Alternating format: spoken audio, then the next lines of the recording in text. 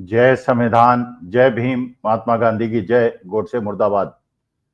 देखिए, मोदी जी जब सत्ता में आए थे 2014 में, तो उन्होंने एक बहुत फेमस डायलॉग बोला था, एक जुमला फेंका था, ना खाऊंगा ना खाने दूंगा। अच्छा, देश की जनता भावुक है, हमारी देश की जनता नारों से बहुत ज्यादा प्रभावित होती है। तो हमारे देश की जनता मान गई थी, उन्होंने ये मान लिया था कि मोदी जी एक कितने अच्छे नेता हैं कि ये देश को न बिकने देंगे, न झुकने देंगे, न खाएंगे, न खाने देंगे। देश की जनता ने विश्वास कर लिया। अच्छा, उसके पहले अन्ना हजारे ने एक आंदोलन के माध्यम से ऐसा माहौल बनाया था कि डू जी के माध्यम से और कॉमनवेल्थ गेम्स के माध्यम से और कोल स्कैम के माध्यम से एक ऐसा माहौल बनाया था पूरे देश के अंदर कि एक दूसरा महात्मा गांधी पैदा हो गया है और भ्रष्टाचार बहुत ज्यादा है। और उसमें विनोद राय जैसे सीएजी के चीफ ने भी महत्वपूर्ण रोल अदा किया था और उसके बाद उनका प्रतिफल उनको मिल गया, इनाम विनोद राय को मिल गया। तो राय साहब को तो, राय बहादुर साहब को तो इनाम मिल गया, लेकिन जो ये मोदी जी का वादा था, ये मोदी जी का जुमला था, ना खाऊंगा ना खाने दूंगा, आज इसकी मैं पड़ताल करूंगा और अपने दर्शक श्रोताओं के सामने पेश करूंगा। आप इसको सुने और इसकी विवेचना विश्लेषण करें, जो बात मैं कह रहा हूं इसमें कितना दम है। 4 विषय बताऊंगा। पहला विषय है, महाराष्ट्र के अंदर एक बहुत बड़ा फर्जीवाड़ा देवेंद्र फडणवीस की सरकार करने जा रही थी, जिसको हमारे देश के सुप्रीम कोर्ट ने रोक दिया। अब सोचिए किस प्रकार का फर्जीवाड़ा था। एमएमआरडीए जो महाराष्ट्र सरकार की एक संस्था है, उसको 2 एलिवेटेड रोड्स बनवानी थी जो कि ठाणे से लेकर मुंबई तक बननी थी और इसके लिए उन्होंने ठेके देने थे। उन्होंने उसके लिए निविदा मंगाई, उसके लिए ऑफर्स मंगाए, उसके लिए कोटेशंस मंगाए और उन कोटेशंस पे 4-5 लोगों ने अप्लाई किया, जिसमें एक एप्लीकेंट एलएनटी जैसी कंपनी थी, लार्सन एंड टूब्रो जैसी कंपनी। आप जानते हैं भारतवर्ष के अंदर इंफ्रास्ट्रक्चर के नाम पे अगर सबसे बड़ी कंपनी और सबसे अच्छी कंपनी अगर मानी जाती है तो वो एलएनटी मानी जाती है। एलएनटी भी उसमें एक आवेदक था और उसमें 3-4 और आवेदक थे। अच्छा, जब ये निविदा पास हुई, संविदा पास हुई और ये फाइनली ऑर्डर प्लेस हुआ, तो ये ऑर्डर एलएनटी को नहीं मिला। ये ऑर्डर मिल गया मेघा इंजीनियरिंग करके एक कंपनी को। अच्छा, मेघा इंजीनियरिंग बड़ी फेमस कंपनी है और ये फेमस हुई थी बाकी कंपनियों के साथ जब चुनावी बॉन्ड का फर्जीवाड़ा पूरे देश के सामने जग जाहिर हुआ था। मेघा इंजीनियरिंग उन कंपनियों में से एक थी जिसने चुनावी बॉन्ड में राजनीतिक पार्टियों को चंदा दिया था और उस चंदे के बदले में सरकारी ठेके प्राप्त किए थे। मतलब बीजेपी को, बीआरएस को और डीएमके, 3 पार्टीज को टोटल चंदा मेघा इंजीनियरिंग ने चुनावी बॉन्ड में दिया 966 करोड़ का, 966 करोड़ का, जिसमें से 585 करोड़ केवल भारतीय जनता पार्टी को दिए गए और बाकी बीआरएस को, डीएमके को दिए गए और इसके प्रतिफल में उन्हें सरकारी ठेके मिले। तो पार्टी को चंदा मिला, चंदा माने घूस मिली, कट मिला, खिलाया गया भारतीय जनता पार्टी को, बीआरएस को, डीएमके को। 70% उसमें से पैसा केवल भारतीय जनता पार्टी को मिला और जो एलिवेटेड रोड बननी थी उसकी गुणवत्ता से समझौता होना ही था कि जब आप इतना पैसा खिला देंगे तो उसके बाद कैसी सड़क बनेगी जो कब बन जाए। जैसे अभी चमोली के अंदर एक ब्रिज गिरा है और बिहार के अंदर रोज खबर आया करती थी पहले कि ये ब्रिज गिर गया, वो गिर गया, नए नए ब्रिज गिर जाते थे, क्योंकि अगर कोई चुनावी बॉन्ड में चंदा देगा तो मानी बात है कि गुणवत्ता में समझौता करेगा, समझौता करेगा तो हमारे जैसे भेड़ बकरियों की जान जाएगी, सामान्य जनों की जान जाएगी और राजनीतिक दल उस पैसे के माध्यम से चुनाव प्रचार करेंगे, चुनाव जीतेंगे और खाएंगे भी और खाने भी देंगे। अच्छा, जब ये एलएनटी को पता चला कि भाई ये ठेका हमको क्यों नहीं मिला, तो उन्होंने जानने का प्रयास किया। तो उनको ये बताया गया एमएमआरडीए द्वारा कि आपकी जो कोटेशन था उसको हमने रिजेक्ट कर दिया था। तो एलएनटी ने कहा कि भाई हमको रिजेक्ट किया था लेकिन हमको सूचित तो आपने किया नहीं। भाई सूचित आपको करना चाहिए, पता तो चले कि किस आधार पे, किस कारण से आपने हमारा जो एप्लीकेशन थी, हमारा जो कोटेशन था उसको आपने रिजेक्ट किया। अच्छा ये भी पता चला कि जो कोटेशन मेगा इंजीनियरिंग ने दी थी और जो कोटेशन एलएनटी ने दी थी, एलएनटी की कोटेशन 3,100 करोड़ रुपए कम थी। माने 14,000 करोड़ का जो प्रोजेक्ट था, अगर वो एलएनटी को जाता तो एलएनटी 3,100 करोड़ रुपए कम लेती और वो बनाती। और एलएनटी की आप जानते हैं रेपुटेशन है, तो ऐसी चीज बनाती, माने इसका माने 6-7 हजार करोड़ का कम से कम कमाई का उसमें माध्यम था, और एलएनटी भी कमाती और मेगा इंजीनियरिंग भी कमाती। लेकिन 3,100 करोड़ का कम कोटेशन देने के बावजूद ये प्रोजेक्ट एलएनटी को नहीं मिला, मेगा इंजीनियरिंग को मिल गया, क्योंकि उन्होंने चुनावी बॉन्ड में भारतीय जनता पार्टी के खिलाया भी था और खाने की व्यवस्था भी की थी। अच्छा, एलएनटी इसके अगेंस्ट हाईकोर्ट चली गई, मुंबई हाईकोर्ट, और लेकिन वहां पे उनकी जो एप्लीकेशन थी वो रिजेक्ट हो गई। फिर वो माननीय सुप्रीम कोर्ट के पास गई और सुप्रीम कोर्ट ने इस पे रोक लगा दी। तो सुप्रीम कोर्ट की कृपा से कम ये जो एक बड़ा घोटाला होने वाला था महाराष्ट्र के अंदर, खाया भी जाने वाला था और खिलाया भी जाने वाला था, उसको माननीय सुप्रीम कोर्ट ने रोक दिया। एक घटना तो ये। अब आप देखिए, एलएनटी जैसी कंपनी को 3,100 करोड़ रुपए कम कोट करने के बावजूद ठेका नहीं मिलता, और उस कंपनी को ठेका मिल जाता है जो कि ज्यादा पैसा कोट भी करती है, लेकिन क्योंकि उसने चुनावी बॉन्ड में पैसा दिया है इसलिए उसको ठेका मिल जाता है। तो हमारी आपकी जान तो ऐसे ठेकेदार और ऐसे खाने वाले और खिलाने वालों के हाथ में है। लेकिन चलिए, सुप्रीम कोर्ट ने रोक दिया, नंबर एक। नंबर दो, आइए, झारखंड गोड्डा के अंदर एक पावर प्रोजेक्ट लगा, अडानी जी का प्रोजेक्ट लगा झारखंड में। पॉल्यूशन हुआ झारखंड में, जंगल कटे झारखंड में, बिजली पैदा हुई झारखंड में, लेकिन वो बिजली दी किसको गई? बांग्लादेश को। और कब दी गई? जबकि शेख हसीना बांग्लादेश की प्रधानमंत्री थी। तो इसका मतलब यह है कि नुकसान किसका हुआ? झारखंड का हुआ, गोड्डा का हुआ। बिजली किसको मिली? बांग्लादेश को मिली। अच्छा, जो कॉन्ट्रैक्ट हुआ बिजली के दामों का अडानी जी के बीच में और बांग्लादेश गवर्नमेंट के बीच में, वो इतनी ज्यादा दामों में हुआ कि बांग्लादेश के अंदर भी असंतोष पैदा हुआ कि भाई इतने ज्यादा दाम पे आप पावर क्यों खरीद रहे हैं। लेकिन अब शेख हसीना जी का महानुभाव से अच्छे संबंध थे, दोस्ताना संबंध थे, इसलिए वो कॉन्ट्रैक्ट हो गया, अडानी जी को फायदा हो गया। नुकसान झारखंड का हुआ, फायदा अडानी जी को हो गया। और उसी वजह से बांग्लादेश के अंदर असंतोष भड़का, उनकी सरकार शेख हसीना की गिरा दी गई और नई सरकार आ गई। लेकिन शेख हसीना ने जो एहसान किया था खिलाने वालों के और खाने वालों के, उनके एहसान का बदला लेने के लिए शेख हसीना को भारतवर्ष के अंदर शरण दे दी गई। सारे देशों ने शरण देने से मना कर दिया, लेकिन क्योंकि खाया गया था और खिलाया गया था, इसलिए बांग्लादेश सरकार, यही श्रीलंका में हुआ, यही केन्या में हुआ, पूरे हिंदुस्तान के अंदर, पूरे वर्ल्ड के अंदर हुआ।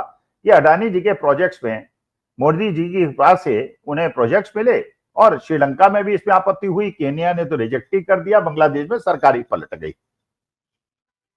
तो खाऊंगा या खाने नहीं खाने दूंगा, ना खाऊंगा ना खाने दूंगा नारा, ये दो मुद्दों से आपके सामने। अब तीसरे मुद्दे पे आते हैं। तीसरा मुद्दा है विजय माल्या साहब का। आपको पता है भारतीय जनता पार्टी की सरकार 2014 में आ गई। बड़े बड़े पूंजीपति थे, बड़ा नाम हुआ करता था। किंगफिशर एयरलाइन नाम की एक बड़ी एयरलाइन, लाल लाल ड्रेस पहन के बड़े सुंदर हवाई जहाज किंगफिशर के हुआ करते थे। विजय माल्या इसके पहले किंगफिशर बियर और उनकी ब्रेवरीज की बहुत बड़ी कंपनी थी, और बड़े पैसे वाले और बड़े आलीशान जीवन जीने वाले विजय माल्या एयरलाइन शुरू की, बड़ी शान शौकत की एयरलाइन शुरू की। लेकिन उसके बाद अचानक भारतीय जनता पार्टी की सरकार आने के 3-4 साल के बाद वो देश छोड़ के चले गए। अब भाग गए या चले गए या भगाए गए, ये आपके विवेक पे डिपेंड करता है। तथ्य मैं आपके सामने प्रस्तुत कर सकता हूं। अभी विजय माल्या साहब ने 2 दिन पहले विदेश में जाके एक पॉडकास्ट किया है और यह बताया है कि उनका भारत छोड़ के भागने की कोई मंशा नहीं थी, कोई इच्छा नहीं थी, देश को धोखा देने की कोई इच्छा नहीं थी। और यह बात उन्होंने अरुण जेटली, जो कि भारतीय जनता पार्टी के उस समय के तत्कालीन वित्त मंत्री थे, उनसे ये कहा था कि मैं विदेश जा रहा हूं एक मीटिंग के लिए और मैं लौट के आऊंगा और बैंक से बात करूंगा और बैंक से सेटल करूंगा और बैंक का पैसा दूंगा, मेरी कोई मंशा देश को धोखा देने की नहीं है। चले गए। और उसके बाद उन्होंने ही बताया, विजय माल्या ने, कि जब मैं बाहर चला गया तो उसके बाद मेरा इंडियन पासपोर्ट रद्द कर दिया गया। अब क्योंकि इंडियन पासपोर्ट रद्द कर दिया गया तो मैं भारत वापस आ नहीं सकता था। इधर भारतवर्ष के अंदर गोदी मीडिया ने फैलाना शुरू कर दिया कि विजय माल्या देश को छोड़ के भाग गए, धोखा दे के भाग गए, पैसा लूट के भाग गए। कहने लगे मैं वापस आ नहीं सकता था, जवाब दे नहीं सकता था, इसलिए विदेश में ही मैं अदालतों का सामना कर रहा हूं, लेकिन मेरी कोई मंशा देश से धोखा देने की नहीं थी और आज भी मैं हिंदुस्तान आके सेटल कर सकता हूं, पैसा वापस कर सकता हूं, अगर मेरा पासपोर्ट मुझे वापस मिल जाए। अच्छा, अरुण जेटली साहब ने पहले तो इस बात से इनकार किया, उन्होंने कहा नहीं, मेरी तो ऐसी कोई बात नहीं हुई थी विजय माल्या से। अब तो खैर स्वर्गीय हो गए हैं, उनकी आत्मा को शांति मिले। लेकिन बाद में जब बताया गया कि ये तो फोटोग्राफ्स हैं, सीसीटीवी में है कि आप मिले थे, उन्होंने कहा मैं मिला तो था। तो इसका मतलब यह है कि एक तो ये विजय माल्या का केस, जिसमें अंत में यह सिद्ध हो रहा है कि विजय माल्या इंटेंशन नहीं थी भागने की, लेकिन उनको इसलिए भगाया गया और भारत वापस नहीं आने दिया गया। उनके पास कुछ ऐसे राज थे, किस किस को उन्होंने पैसा दिया, किस किस राजनीतिज्ञों को पैसा दिया, शायद उनके पास वो प्रूफ्स भी थे कि अगर भारतवर्ष के अंदर इनके ऊपर या इन्होंने कोई केस कर दिया तो वो सारे पर्दे फाश हो जाएंगे, सारे राज खुल जाएंगे। इसलिए उनका पासपोर्ट कैंसिल करके उनके भारत वापस आने के रास्तों को रोक दिया गया। अच्छा, एक बात और फैलाई गई, जब ये फंस गए भारतीय जनता पार्टी वाले, खाऊंगा ना खाने दूंगा वाले, तो उन्होंने कहा ये तो 2014 के पहले जो कांग्रेस ने लोन दिए थे उसकी वजह से ये सब डिफॉल्ट्स हुए और विजय माल्या, मेहुल चोकसी, नीरव मोदी, ललित मोदी और 50-60 और लोग जो देश छोड़ के 3-4 लाख करोड़ की धोखा देके भागे हैं, ये क्योंकि कांग्रेस ने लोन दिया था, इसलिए हमारी गलती नहीं है, कांग्रेस की गलती है। जबकि आप जानते हैं, कोई भी वित्तीय विषय का जानकारी जानेगा कि अगर 2014 तक कोई फ्रॉड हो रहा था और अगर वो फ्रॉड 2014 में सरकार बदलने के बाद पकड़ लिया गया होता, तब तो वो दोष कांग्रेस को दिया जा सकता था। लेकिन अगर 3 साल तक वो फ्रॉड चलता रहा और उसके लोन डिफॉल्टर के बढ़ा बढ़ा के दिए जाते रहे, तो इसका मतलब जो व्यवस्था पहले थी वही व्यवस्था बाद में रही, और बल्कि बाद में जिसने और लोन दिए हैं, ये जानने के बावजूद कि वो आदमी फ्रॉड है, वो ज्यादा बड़ा दोषी है। अच्छा, अब ये विजय माल्या ने तो पर्दाफाश कर दिया। अब ये खबर आ रही है कि ललित मोदी, मेहुल चोकसी और नीरव मोदी भी पर्दाफाश करने वाले हैं और वो भी पॉडकास्ट करके ये बताने वाले हैं किस प्रकार से उनको भगाया गया, किस प्रकार से उनको दोषी बताया गया, केवल अपनी इमेज को बचाने के लिए, और उन लोगों को बलि का बकरा बना दिया गया। जबकि वास्तविकता ये उनके हिसाब से शायद जो विजय माल्या ने कहा है और जो ये लोग कहने वाले, तो देश हित में क्या है, राष्ट्र हित में क्या है? राष्ट्र हित में है कि इन लोगों को भारत वापस लाया जाए, अगर ये लोग आना चाहते हैं। और ये कह रहे हैं इन्होंने चोरी नहीं की है, कोई धोखा नहीं। देखिए, कंपनी का सिख होना एक अलग मुद्दा है और धोखाधड़ी एक अलग मुद्दा है। अब मुझे नहीं पता, मैं बैंक ऑफिसर तो हूं नहीं, मुझे नहीं पता कि इंटेंशनल डिफॉल्ट है या अनइंटेंशनल डिफॉल्ट। भाई कंपनी सिख हो गई, आदमी सिख हो गया तो उसमें उसकी कोई गलती थोड़ी है। लेकिन अगर कंपनी सिख नहीं है और प्रमोटर पैसा लूटना चाहता है बैंक का और देश के लोगों का, तब वो दंडनीय अपराध है, फिर उसको जेल के अंदर जाना चाहिए। जैसे रामलिंगा राजू सत्यम के केस में इतने साल से जेल में है और वो चोरी पकड़ी गई थी कांग्रेस के जमाने में, पैसा फांसी में चढ़ा था कांग्रेस के जमाने में। तो क्या विजय माल्या के बाद अब ये ललित मोदी, नीरव मोदी और मेहुल चोकसी भी अपना मुंह खोलेंगे? और खोलेंगे तो उसके बाद ये जो दावा किया गया था, ना खाऊंगा ना खाने दूंगा, इसका क्या होगा? अब चौथा मसला देखते हैं अडानी जी का। अब आप खुद सोचिए, अडानी जी विदेश में, अमेरिका के अंदर वहां के निवेशकों से पैसा उठाते हैं एक प्रोजेक्ट के लिए। उस प्रोजेक्ट के अंदर उन्हें प्रोजेक्ट में बिजली पैदा करनी थी।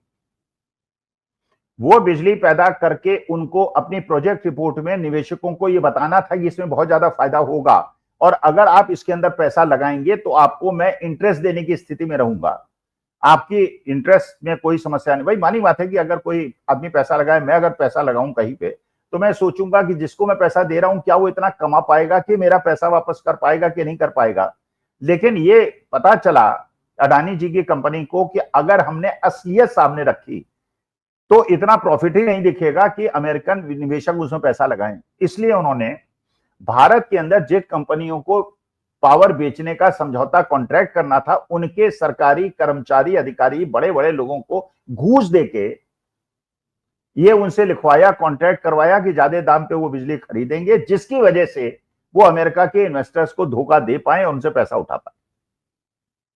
अच्छा, ये बात अमेरिका ने पकड़ ली, ये बात एसईसी ने पकड़ ली, ये बात एफबीआई ने पकड़ ली।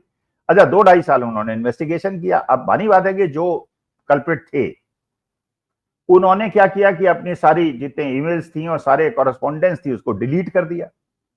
लेकिन वहां की टेक्नोलॉजी आप जानते हैं, उन्होंने टेक्नोलॉजी से पकड़ लिया, जो चीज डिलीट थी उनको पकड़ लिया, उनको वो कर दिया और वहां के कोर्ट में जाके पेश कर दिया कि इस प्रकार से अमेरिकन निवेशकों को धोखा देने की इंटेंशन से भारतीय कंपनियों से ज्यादा दाम पे खरीदने के कॉन्ट्रैक्ट किए गए और इनकी मंशा थी अमेरिकन निवेशकों को धोखा देने की।